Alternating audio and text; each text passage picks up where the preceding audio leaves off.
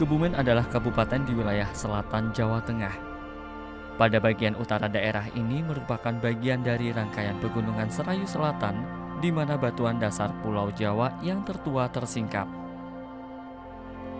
Bagian tengah selatan merupakan dataran aluvial dan pantai di mana kota Kebumen sekarang berada.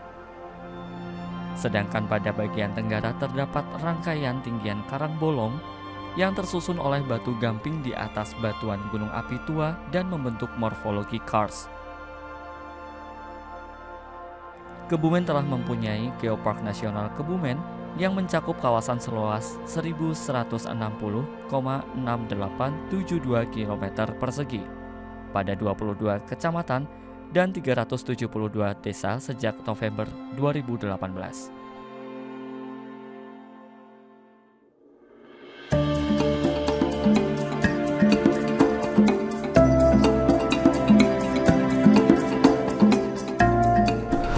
Ya, hari ini kita jalan-jalan mau lihat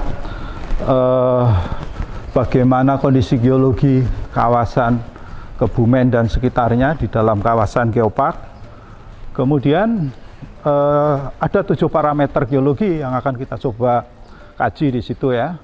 Dari batuannya, kemudian yang kedua dari bentang alamnya, kemudian yang ketiga dari ketinggiannya, kemudian kelerengannya, jarak dari sungai, kemudian kedalaman air tanahnya, bahan tambang. Nah, parameter-parameter geologi itu nanti kita coba lihat. Kemudian kita lihat juga sebaran artefak budayanya.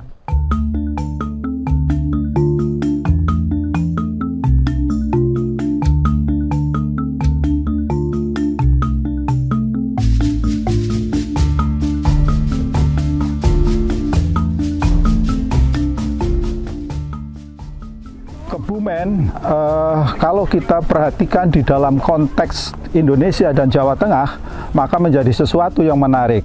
Kabupaten Kebumen, di bagian utara kita bisa melihat bahwa di tempat ini adalah rangkaian pegunungan dan itu adalah termasuk di dalam rangkaian pegunungan Serayu Selatan.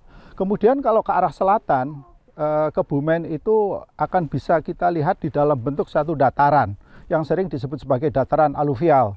Kemudian di bagian selatan kita ketemu lagi rangkaian pegunungan yang ada di kawasan kars. Jadi secara geomorfologi, secara topografi, Kebumen itu menjadi menarik. Nah, ini yang mengusik sebenarnya sejauh mana kondisi geologi kawasan ini berpengaruh terhadap pembentukan budaya di kawasan ini.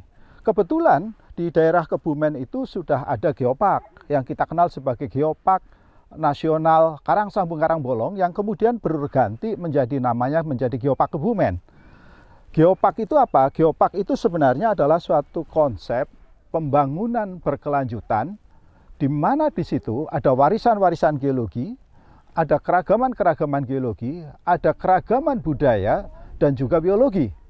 Tetapi keragaman biologi dan budaya yang ada di tempat itu bukanlah sesuatu yang berdiri sendiri, tetapi dia saling mempunyai hubung kait.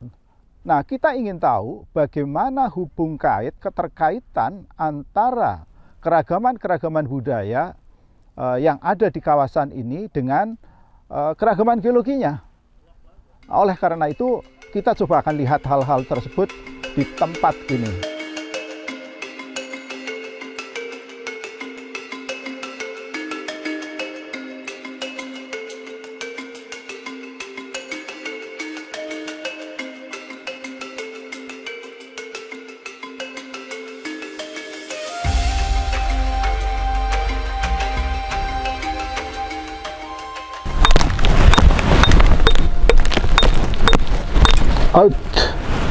Ya, kita di sini mendapatkan satu batuan yang kalau kita amati ini tersusun oleh kristal-kristal dari plagioklas dengan piroksin, di mana kristal-kristal ini kalau kita perhatikan saling mengikat.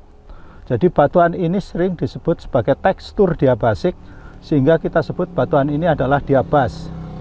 Tempat ini adalah salah satu situs geologi di dalam kawasan Geopark Karangsambung Karangbolong. Nah, yang saya ingin dapatkan, apakah artefak-artefak yang kita dapatkan nanti di bagian selatan, kita ingin tahu bagaimana sumber-sumber dari material artefak tersebut dan bagaimana hubung kaitnya. Itulah hakikatnya hubung kait itu kira-kira semacam itu. Keterkaitannya seperti apa? Sumbernya dari mana?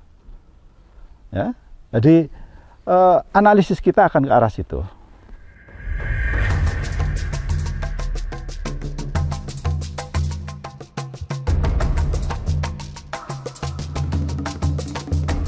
Kita berada di satu lokasi di mana kita bisa melihat bekas-bekas dari pembakaran genteng Soka. Genteng Soka pertama di Kabupaten Kebumen. Kebumen itu dikenal dengan genteng Sokanya, ya. Dan ini adalah kompleks dari genteng Soka, dari industri genteng Soka, dari Abu Ngamar. Abu Ngamar itu adalah pendiri awal pabrik genteng di Kebumen di tahun 1915.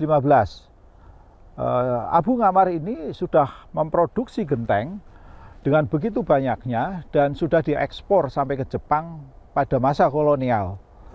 Dan kita bisa lihat ini bekas-bekas tobong pembakarannya.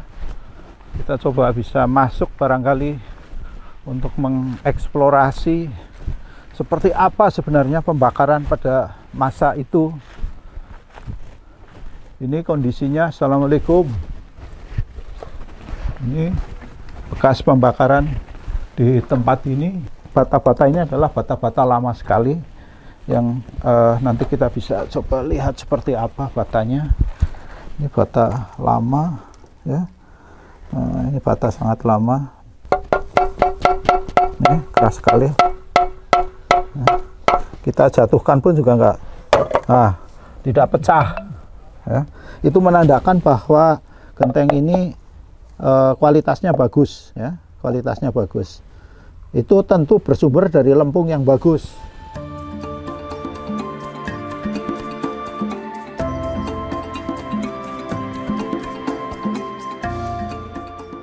Ya, ini ada benteng namanya, disebutnya Benteng Van der Weyck. Dulu sebenarnya istilahnya adalah Consius. Benteng Consius. Kemudian ini ada tahun 1818.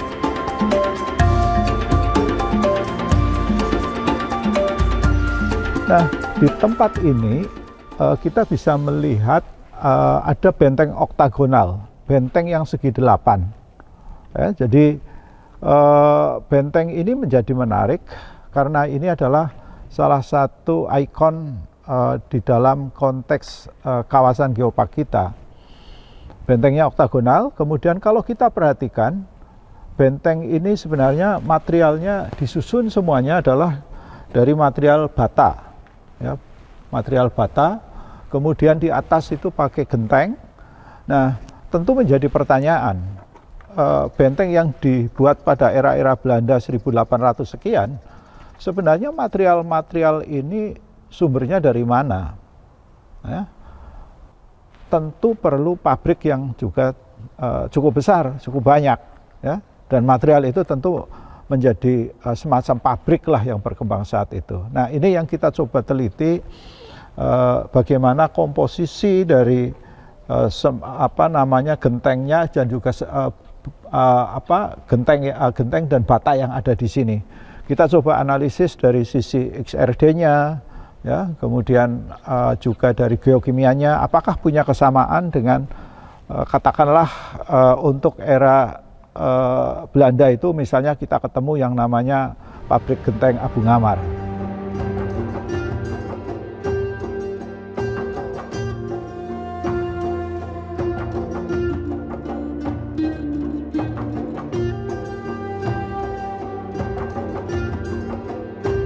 Ya, kita masuk ke satu bangunan era megalit. Ini adalah tatanan batuan-batuan yang kalau kita perhatikan isinya ada undakan-undakan batu. Jadi ini adalah pintu masuknya. Ini berarti bagian pertama, ya. Kemudian ini bagian yang paling atas, ya. Di bagian-bagian yang paling atas ini bagian sana itu adalah bagian yang ketujuh. Bangunan tatanan batu ini adalah tatanan batu pada ciri-ciri khas budaya-budaya yang berkembang pada saat era-era Megalitikum. Jadi era Megalitikum itu era budaya batu, ya, di mana orang pada saat itu tentu lebih banyak ke arah animisme dan dinamisme, mempercayai kekuatan alam, bahwa manusia itu adalah bagian dari alam dan bahwa manusia itu dekat dengan alam. Mereka sudah percaya bahwa ada kekuasaan yang lebih besar dari manusia dan itu yang mengendalikan kehidupan manusia dan dunia ini. Nah, dan budaya-budaya Megalitikum itu biasanya ada lumpang batu, ada sarkofagus begitu, kemudian ada keranda batu, dan biasanya juga disertai dengan tumbuhan-tumbuhan yang besar. Ya. Kepercayaan itu menandakan bagaimana keterkaitan manusia terhadap alam yang ada pada saat itu. Layer pertama yang ada, yang paling tua yang kita bisa kenali dari sisi budaya yang ada adalah adanya budaya Megalitikum di tempat ini. Itu menandakan ada budaya kekerabatan. Pasti karena ini ada tempat ibadah, di situ ada pemukiman-pemukimannya pada masa lalu. Ya, ini yang menarik saya kira.